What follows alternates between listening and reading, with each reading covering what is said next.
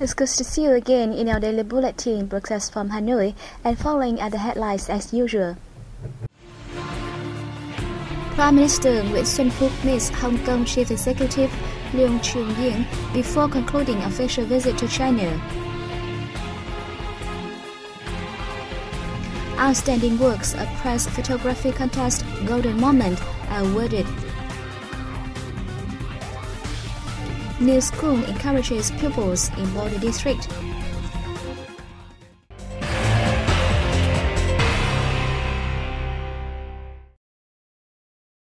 On September 15, Prime Minister Nguyễn Xuân Phúc met with Hong Kong Chief Executive Leung Chun-ying before concluding his official visit to China, with more in the following report.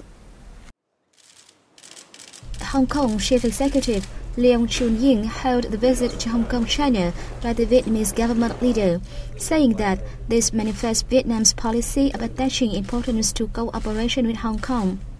Prime Minister Phúc valued economic trade and investment cooperation between Vietnam and Hong Kong, which has become Vietnam's 9th largest trade partner and its 6th largest foreign investor. Vietnam has become Hong Kong's 3rd largest trade partner among ASEAN. The chief executive said Hong Kong pays heed to pushing up cooperation ties for mutual benefits with Vietnam, which will help deepen the Vietnam-China Comprehensive Strategic Cooperative Partnership. He thanked the Vietnamese government for its support for negotiations for a free trade agreement between ASEAN and Hong Kong, saying he believed that once the deal comes into effect, it will open up a new stage of cooperation between Hong Kong and ASEAN and Vietnam in particular. Earlier the same day, Prime Minister Phúc also met with Hong Kong Chief Secretary for Administration Carrie Lam Chiang Wet Ngo. The Chief Secretary noted that the number of Hong Kong tourists to Vietnam has surged 130% over the previous year, while two-way trade has seen rapid growth. Right after her visit to Vietnam in August, the Hong Kong administration has rolled out a number of measures to expand partnership with Vietnam, including removing its warning against traveling to Vietnam. The Vietnamese government leader lauded measures taken by Hong Kong as well as contributions to Lam Chiang Ngo to the development of bilateral ties. He proposed both sides strengthen exchange to remove obstacles in granting visa, creating favorable conditions for bilateral partnership in tourism, education and labor. Prime Minister Nguyễn Xuân Phúc said the party instead always consider the overseas Vietnamese community, including those in Hong Kong and Macau of China, an indispensable part of the nation. Meeting with representatives from the Vietnamese communities in the two regions on September 15 in Hong Kong as part of his official visit to China, the Prime Minister said the party instead will facilitate the efforts to have a stable life in the host country while maintaining the nation's cultural identities. Vietnamese in Hong Kong and Macau expressed their belief in the party and state's policies, especially the government's solutions to socio-economic development. They said the country will reap more comprehensive and sustainable achievements in the time ahead. Earlier the same day, Prime Minister Nguyễn Xuân Phúc attended a ceremony to launch the Ho Chi Minh City Hong Kong air route of the low-cost carrier Vietjet Air, which is hoped to help connect the two economic, cultural and financial centers and promote tourism and economic integration in the region. As part of her visit to Russia, on September 14, Politburo member, head of the Party Central Committee's Commission for Mass Mobilization, Trương Thị Mai, visited the Ho Chi Minh Institute of St. Petersburg University. Founded in 2010, the institute is a joint project between St. Petersburg University and the Ho Chi Minh National Academy of Politics. Director of the institute, Professor Vladimir Kolotov, said over the past 6 years, the two sides have worked together to organize various workshops on President Ho Chi Minh's thoughts, the outcomes of which were collated in a book published in Russian and Vietnamese. Mai described the institute as a bridge for the friendship between Vietnam and Russia. She promised to exert all our efforts to support the organization of the first ever exhibition on Vietnamese culture at the Hermitage Museum in 2019. Vietnam and the French community of Belgium, Wallonia, Brussels, will accelerate the effective implementation of projects within the framework of their cooperation program for 2016-2018. Deputy Foreign Minister Nguyễn Quốc Dũng and Wallonia Brussels Minister President Rudy de Monte reached the consensus during the meeting in Hanoi on September 15. The projects in the 2016-2020 cooperation program focus on such priority areas as education, vocational training, healthcare, environment, and cultural diversity. The two sides agreed to expand cooperation to economic activities, science, technology, and aeronautics. They will also enhance their collaboration at multilateral forums, especially the International Francophone Organization. Host and guest cherished the fruitful relations between Vietnam and Wallonia Brussels since the establishment of the Wallonia Brussels delegations in Vietnam 20 years ago. They said the exchange of delegations and joint projects have significantly contributed to Vietnam's socio-economic development and international integration while helping deepen the bilateral cooperation.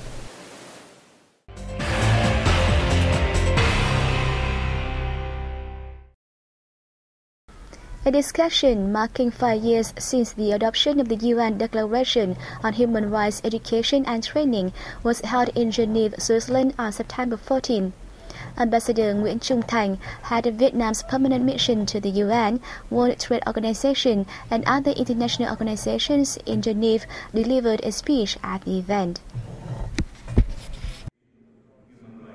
Thành said Vietnam is aware of the significance of education, especially human rights education, which has been integrated into curriculums, media channels, and community activities in the country.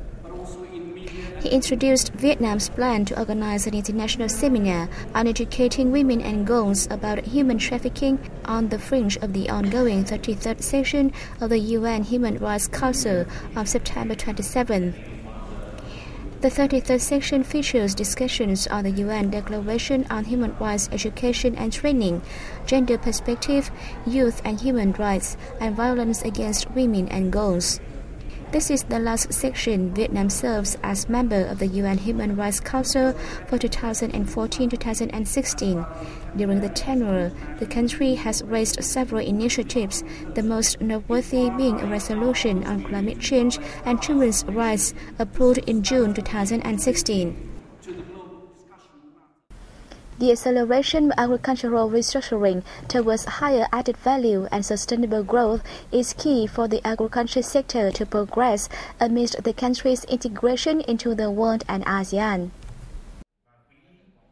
At a conference on sustainable growth of agriculture during ASEAN integration that opened in Hanoi on September 15, participants said the development of key products and the application of advanced science and technology will help the sector increase productivity and reduce costs.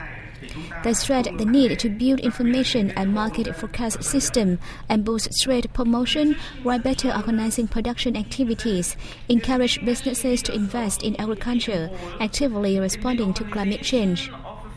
During the two-day conference, participants also discussed a number of issues related to sustainable development of agriculture, including the role of science and technology advances in the growth of goods-based agriculture, impacts of the ASEAN Economic Community on Vietnam's agricultural sector, and green and environmentally friendly agriculture. The United States Department of Commerce has officially levied higher anti-dumping duties on Vietnamese frozen warm water shrimp exports during the review period starting February 1, 2014 to January 31, 2015. The Vietnam Competition Authority announced that this final decision was taken at the 10th Administrative Review. The department selected one mandatory respondent, which will be taxed at 4.78%. Therefore, voluntary respondents will also have to pay a duty rate of 4.78%. Mandatory respondents are exporters selected for individual investigation by the U.S. Department of Commerce as part of its anti-dumping duty review, whereas exporters that are not initially chosen for investigation but wish to participate and are accepted by the department are voluntary respondents. Meanwhile, the tariff imposed on other Vietnamese firms or exporters not examined as mandatory or voluntary respondents in the 10th Administrative Review remains at 25.76%. It added that the United States had significantly increased the duty rate for Vietnamese shrimp in the 10th Administrative Review from 0.91% in the 9th Administrative Review to 4.78% at present for both mandatory and voluntary businesses. According to Vietnamese shrimp exporters, the higher anti-dumping duties will pose difficulties for their exports to the U.S. market in the future. During the first 7 months of this year, Vietnam earned an export turnover of $364.8 million from shrimp exports, reflecting a year-on-year increase of 16.3%. On September 15, Prime Minister Nguyễn Xuân Phúc met with Hong Kong Chief Executive Leung Chun-ying before concluding his official visit to China, with more in the following report. The most outstanding works of the annual press photography contest, titled Khoảnh khắc vàng, Golden Moment, were awarded at a ceremony in Hanoi on September 15. The contest, in its 4th edition, was launched by the Vietnam News Agency in collaboration with the Vietnam Association of Photographic Artists. The gold medal was presented to a photo report entitled Sau cơn lũ dữ, After a Fierce Flood, by Phạm Bằng from the northern mountainous province of Cao Bằng. The jury also handed over 4 silver and 6 bronze medals and 11 consolidating prizes, 2 photos and group of photos. Speaking at the award ceremony, Vietnam News Agency General Director Nguyễn Đức Lợi said the contest aims to gather press photos that vividly reflect memorable moments and events across the country. Through the contest, the agency hopes to contribute to improving the quality of Vietnamese journalism photos. This year's entries touch upon all aspects of social life, mirror Vietnam's achievements in national construction and defense, and bring to focus natural disaster impacts and environmental issues. As many as 71 best photos selected from the contest are being displayed at the Vietnam News Agency's headquarters at 5 Little Gate Street, Hanoi. The exhibition will run through September 20th. After 4 years of teaching and learning at temporary facilities, teachers and about 300 pupils at Dong Văn Bi Primary School in the northern mountainous province of Hà Giang are now motivated for the new academic year in their freshly built school. Thanks to the new facility, it's now more convenient for the teachers and pupils of Dong Văn Bi Primary School in teaching and learning. As a result, the number of pupils is expected to stabilize during the school year.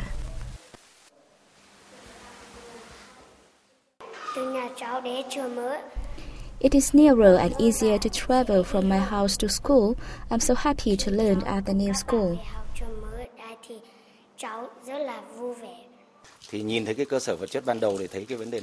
The school, equipped with new infrastructure, motivates teachers and pupils, attracting learners from far-flung hamlets. We are so happy.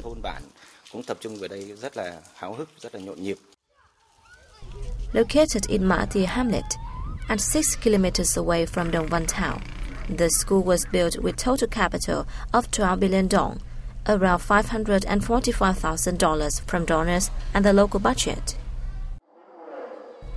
Besides a number of new primary and secondary schools, this year, Hà Giang province has completed about 280 new facilities for kindergarten classes. And that has come to the end of our program. Thank you for watching. I'll see you next time.